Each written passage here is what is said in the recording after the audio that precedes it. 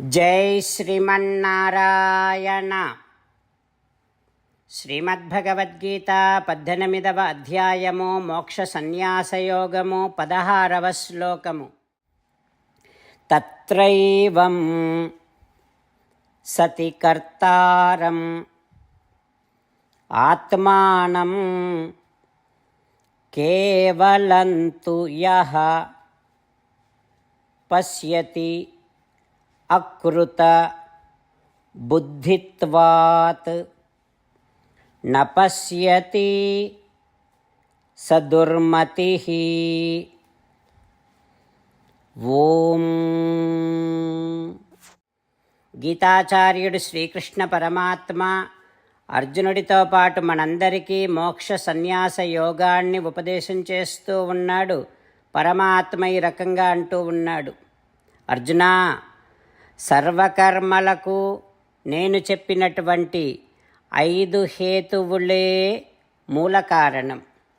అయితే ఈ విషయాన్ని గ్రహించనటువంటి వాడు, తాను మాత్రమే కర్మలకు కర్త అని భావించేవాడు అవివేకి.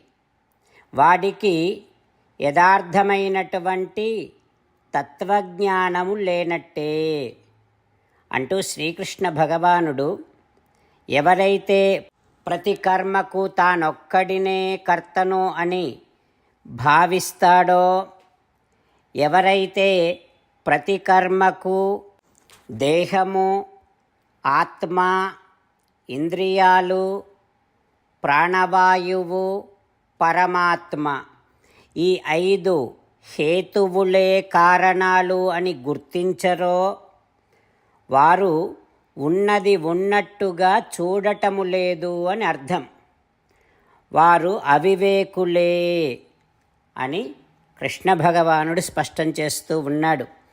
ఆ పరమాత్మ ఉపదేశాన్ని మనసారా భావన చేస్తూ ప్రతి కర్మ జరగడానికి భగవానుడు చెప్పినటువంటి 5 హేతువులే మూల కారణం అని సంతతము జ్ఞాపకం పెట్టుకుంటూ, ప్రతి కర్మ జరగడానికి ప్రధాన కారణము శ్రీమన్నారాయణుడే అని గుర్తిస్తూ, ప్రతి పనిని ఆ శ్రీమన్నారాయణుడికి తృప్తి కలిగేటట్టుగానే చేస్తూ, శ్రీమన్నారాయణుడిని పొందటమే జీవిత లక్ష్యముగా పెట్టుకొని శ్రీమన్నారాయణుడిని మాత్రమే శరణు వేడుకుంటూ పరమాత్మ పలికిన పలుకులను అదేవిధంగా పలికే ప్రయత్నం చేద్దాం.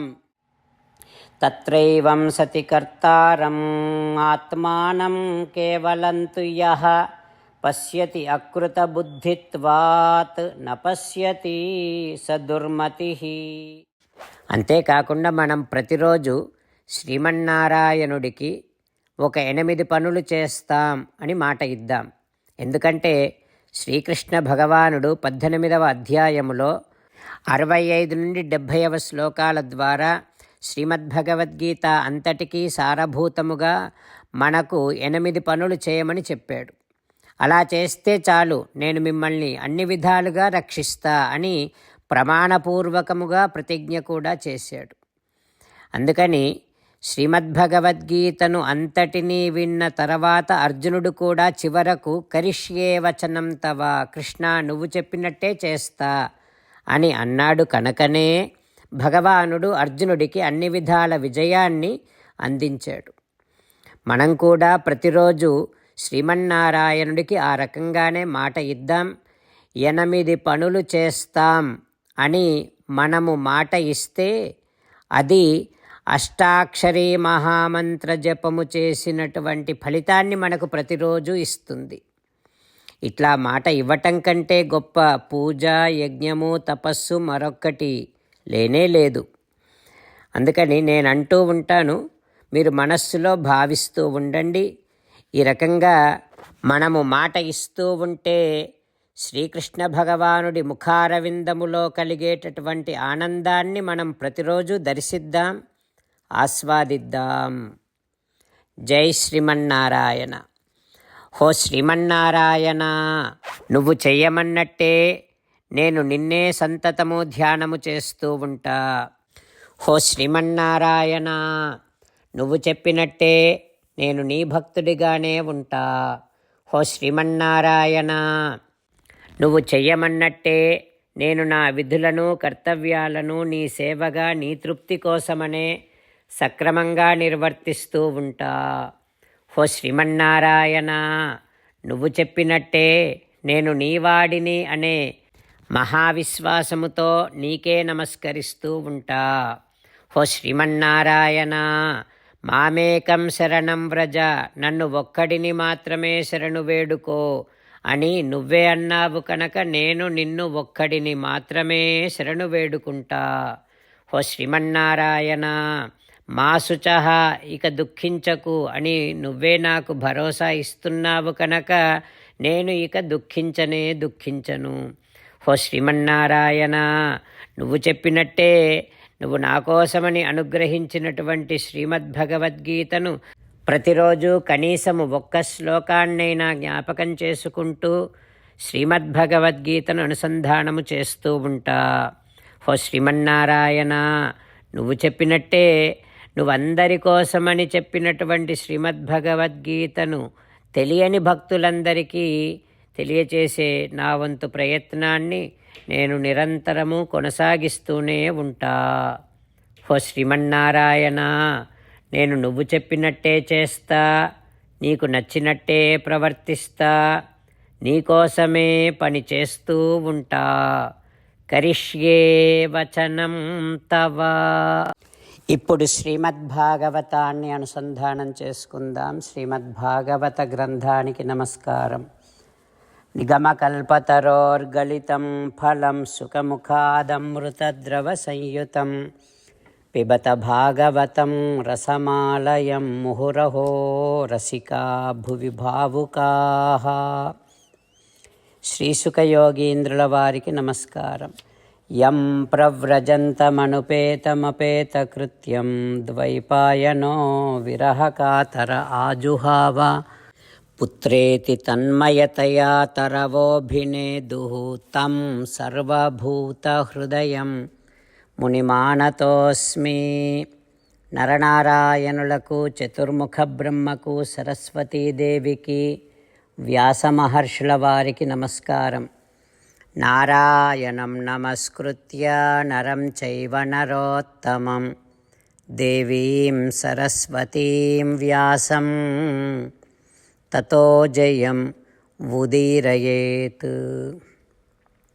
శ్రీమద్భాగవతము 8వ స్కంధములో సూతమహాముని శౌనకాది మహర్షులందరికీ ప్రవచనం చేస్తూ ఈ రకంగా చెబుతూ ఉన్నాడు.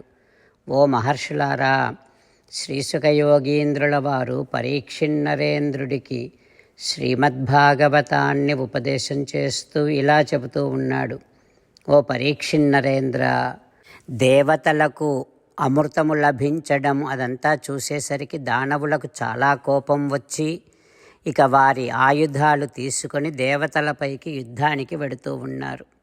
అప్పుడు ఇక దేవతలు కూడా తతః సురగణాః సర్వే సుధయా పీతయైధితాః ప్రతిసంయుయుధుః శస్త్రైః నారాయణ పదాశ్రయాః. శ్రీమన్నారాయణుని యొక్క పాదపద్మములను ఆశ్రయించినటువంటి వారు దేవతలు. ఆ దేవతలు అమృతపానము చేసి ఉన్నారు కనుక ఇక వెంటనే వారు కూడా వారి వారి ఆయుధాలతో దానవులను ఎదుర్కొంటూ ఉన్నారు. ఇక వారి మధ్యలో భీకరమైనటువంటి యుద్ధం ప్రారంభమయ్యింది. రోమహర్షణః అంటే కేవలం వింటేనే ఒళ్ళు గగురు పొడిచేటంత భయంకరంగా ఆ యుద్ధం సాగుతోంది. ఆ యుద్ధములో రెండు పక్షాల వారు వారి వారి హృదయాలలో తీవ్రమైనటువంటి కోపము కలిగి ఉండటం చేత అంతటి శత్రుత్వముతో వారు వారి యొక్క ఖడ్గాలతో, బాణాలతో, ఇతర ఆయుధాలతో పరస్పరం కొట్టుకుంటున్నారు మహాకోపముతో. ఆ యుద్ధ రంగములో శంఖనాదాలు, మృదంగనాదాలు, భేరీనాదాలు, డమరుకనాదాలు, ఏనుగుల యొక్క ఘీంకారం, గుర్రాల యొక్క సకిలింపులు, సైనికుల యొక్క అరుపులు ఇవన్నీ ఒక్కసారిగా కలిసిపోయి అతి భయంకరమైనటువంటి శబ్దం వినిపిస్తోంది. రథాల మీద ఉన్నవారు రథికులతో పోరాడుతూ ఉన్నారు. గుర్రాల మీద ఉన్నవారు అశ్వికులతో పోరాడుతూ ఉన్నారు. ఏనుగుల మీద ఉన్నవారు గజదళములతో పోరాడుతూ ఉన్నారు. ఆ రకంగా కొందరేమో ఒంటెల మీద, కొందరేమో గాడిదల మీద, కొందరేమో కోతుల మీద, కొందరు పులుల మీద, కొందరు సింహాల మీద స్వారీ చేస్తూ భయంకరమైనటువంటి యుద్ధం చేస్తూ ఉన్నారు. ఆ తర్వాత ఏం జరుగుతుందో రేపు తెలుసుకుందాం. ఓం శ్రీకృష్ణ పరబ్రహ్మణే నమః. ఓం అస్మద్గురుభ్యో నమః. ముకుందమాల. కృష్ణో రక్షతు నో జగత్రయగురుః కృష్ణం నమస్యామ్యహం. కృష్ణే నామరశత్రవో వినిహతాః కృష్ణాయ తస్మై నమః. కృష్ణాదేవ సముత్థితం జగదిదం కృష్ణస్య దాసోऽస్మ్యహం. కృష్ణే తిష్టతి విశ్వమేతదఖిలం. హే కృష్ణ సంరక్ష మాం. శ్రీమద్భగవద్గీత 18వ అధ్యాయము 16వ శ్లోకము. తత్రైవం సతి కర్తారం ఆత్మానం కేవలం తు యః పశ్యతి అకృత బుద్ధిత్వాత్ న పశ్యతి స దుర్మతిః. తత్రైవం సతి కర్తారం ఆత్మానం కేవలం తు యః పశ్యతి అకృత బుద్ధిత్వాత్ న పశ్యతి స దుర్మతిః. శ్రీమన్నారాయణ కరిష్యే వచనం తవ. సర్వం శ్రీకృష్ణార్పణమస్తు. జై శ్రీమన్నారాయణ.